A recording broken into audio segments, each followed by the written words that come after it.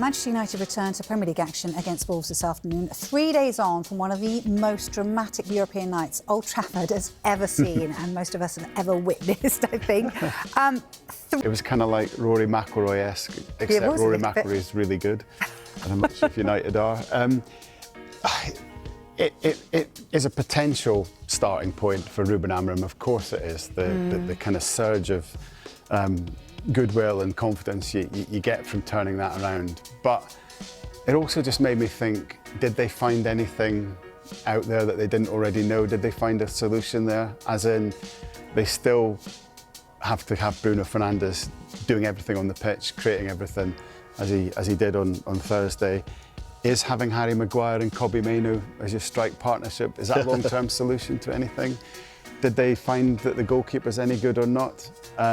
There were as many problems, if you take the scoreline away, as there were sort of positives for United that night. And as for whether it's the Ruben Amorim effect, I mean, United have done this throughout their history. Erik ten Hag had incredible comebacks. Ole Gunnar Solskjaer had a fantastic comeback against PSG that we all remember. I was in the new camp in 1999. And well, that manager was quite good. Yes, he wasn't bad, was he? Yeah, I don't know, it was great fun, but I don't think we found out anything that United... It was a little bit chaotic, I suppose, is what we might say. And I mean, Harry Maguire, I mean, where do we start with that? Let's unpick it a little bit. What did you make of that situation for him? You know, does he deserve some praise? Yes, in a bit. Just quickly, I wanted to tell you, I was obviously at the Spurs game on Thursday night, and that's obviously finished a bit earlier than the United game. And we were standing in what's called the mix zone, waiting to do interviews, but the mix zone was set up temporarily, and you could see the dressing room area behind it, and all the Spurs players were around their tablets and their mobile phones watching the United game, seeing it unfold. So they're a bit of an insight that everyone thought it was amazing. Listen, Harry Maguire, of course, we know he's a character. We know he wears his heart on his sleeve. We know he'll always give his very, very best. He's had difficult times, hasn't he, recently? But he's still United through and through. In terms of that game and that result and that comeback, yes, great for team spirit. It shows that there is team spirit there, which has been doubted at times, hasn't it, this season? But I don't think anybody involved has changed their United future, either good or bad, staying or going, as a result of that match, Harry Maguire included. OK, so does that mean there is going to be one heck of an overhaul, do you think, in the summer? And, you know, in particular, we have to mention the goalkeeping situation as well. Well, they really need it. You know, the kind of caution is, can they afford to do it? You know, United's financial issues are well known, and it's caused ticket prices to go up, cutbacks through in terms of job losses and stuff. So it's not a club that's flush with money, and there's a new stadium as well. But in an ideal world, for sure, and even if they are short of budget, there are a couple of positions they just have to do, and goalkeeper, I think, is probably one of them. I feel a bit for Onana because from the start he's been on the back foot in terms of people doubting him and criticism. And this is a guy that did do brilliantly for Inter Milan.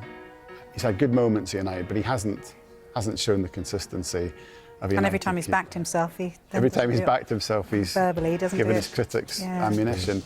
I feel for him, but I do think they need more consistency there. And they clearly need a striker. The fact that we had Maguire and Mainoo up there just underlined that point. And that's before you get to ageing Casemiro, ageing Christian Eriksen, issues that, you know, they need wing backs to play the system properly under Amorim. There's a lot to do, but it might have to be a summer of very clever trading. Does Amorim deserve that? You know, we just heard there from Dan saying about Ruud van Nistelrooy gets told one thing and then, unfortunately, he doesn't get the funds. So what does Amorim deserve in order for him to do a good job there? Because he needs the tools, right? Yeah, he does, definitely. And obviously, if it's United, and everyone knows United need to make a lot of changes in the summer, then the prices go up as well. But he won't necessarily go for the ready-made, expensive options. I mean, he didn't do that in Lisbon. I've mentioned before the final team of this first season that he fielded, only 3 of those starting 11 were in the starting 11 the first game of the following season, and not a lot of household names in that team, but of course the striker is the one that's going to cost a lot of money. Lots of options out there, but all of them going to be pricey. Is Amorim the right fit for you, for United? You smirk at that question. I am not sure. Look, they have to try. They have to stick with them. It'd be senseless to change managers again. What makes you uncertain about him? He's 25 games in now, almost 30 games in. I would have expected to see more improvement in individual players. I'm struggling to think of who has got better under Amorim. Ahmad probably did before he got injured. Maybe Lenny Yoro's developed a little bit, but someone like Garnacho doesn't look any closer to being where he should be. Marcus Rashford, sorry. Marcus Rashford. Well, he's improved since Amorim arrived at Aston Villa. That's somewhere else. But, the Marcus Rashford thing's interesting because that's a situation that you'd hope Amorim was able to deal with and solve, and he hasn't. He wasn't able to work with Rashford, and now they could lose Rashford for what's a cut price fee in terms of how good he is potentially. So that's my worry that all these games in, we're not seeing a lot of progress from individual players. We're seeing him still doggedly sticking to the system, and I understand he has to try and do what brought him to United in terms of past success, but there's been no flexibility whatsoever. So you ask yourself, who's this working for? Which players is this benefiting?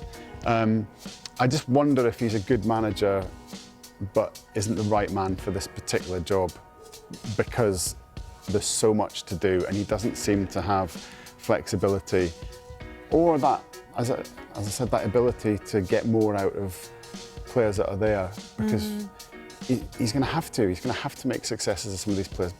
Going back to what we said about the finances, he can't buy a ready-made team. He can't buy this great 3-4-3 team off the peg.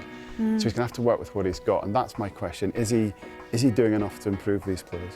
Why are United so hard to get right? Because arguably, since Sir Alex Ferguson left, a lot of managers have had a good go, and it hasn't worked for them. So why? Well, it's been a bit of a, blimey, I'm going to stay off social media for a while after this, but it's been a bit of a basket case club, hasn't it, for quite some time now, at all levels, from the very, very top all the way down to the very, very bottom. And that includes, maybe picking the wrong manager at the wrong time with the wrong players. And it is a massive rebuilding job, and I disagree with you. I think that Amorim is the man to do that. I think he believes in his ability. I think he's got a lot of ability.